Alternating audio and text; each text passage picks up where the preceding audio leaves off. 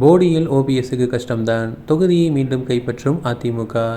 திமுக சார்பாக போடி தொகுதியில் போட்டியிடும் முன்னாள் முதல்வர் ஓ. பன்னீர்செல்வம் இம்முறை வெல்வது கடினம் என நக்கீரன் கருத்து கணிப்பில் தெரிவிக்கப்பட்டுள்ளது. போடி தொகுதியில் அதிமுக சார்பாக தொடர்ந்து 3 முறை போட்டியிட்டு வென்ற ஓபிஎஸ் இம்முறை திமுக சார்பாக களமிறங்கியிருப்பது மக்களிடையே அதிருப்தியை ஏற்படுத்தியிருப்பதாக பார்க்கப்படுகிறது. தமிழக சட்டசபை தேர்தலுக்கு இன்னும் 2 நாட்கள் மட்டுமே இருக்கும் நிலையில் நக்கீரன் இதழ் சார்பாக கருத்து கணிப்பில் வெளியிடப்பட்டுள்ளது. அதன்படி தேனி மாவட்டத்தில் உள்ள 4 தொகுதிகளில் திமுக 3 தொகுதிகளையும் அதிமுக 1 தொகுதியையும் கைப்பற்றும் என தெரிவிக்கப்பட்டது.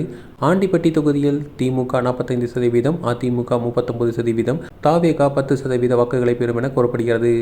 அதேபோல பெரிகுளம் தொகுதியில் திமுக 44%, அதிமுக 39%, தவேக 11% வாக்குகளை கைப்பற்றும் என்றும், கம்பம் தொகுதியில் திமுக 47%, அதிமுக 36%, தவேக 11% வாக்குகளை பெறும் என்றும் தெரிவிக்கப்பட்டுள்ளது. போடி தொகுதியை பொறுத்தவரை அதிமுக 43%, திமுக 40%, தவேக 11% வாக்குகளை கைப்பற்றும் என கருத்து கணிப்பில் கூறப்பட்டுள்ளது. போடி தொகுதி திமுக சார்பாக முன்னாள் முதல்வர் ஓ. பன்னீர்செல்வம் களமிறக்கப்பட்டுள்ளார். கடந்த 3 தேர்தலில் அதிமுக சார்பாக போடி தொகுதியில் போட்டியிட்ட ஓபிஎஸ் மகத்தான வெற்றியை பெற்றார். அதிமுகவின் தலைமை பொறுப்பில் இருந்ததால் அந்த தொகுதியில் ஓபிஎஸ்க்கு மிகப்பெரிய வரவேற்பு இருந்தது.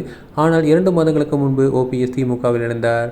திமுகவில் இணைந்த கைகளோடு முக்குளத்தூர் சமூக மக்கள் பெரும்பான்மையாக இருக்கும் பரமக்குடி, தேனி, ராமநாதபுரம் உள்ளிட்ட மாவட்டங்களில் திமுக சார்பாக நிர்வாகிகளை சந்தித்து ஆலோசனை நடத்தினார்.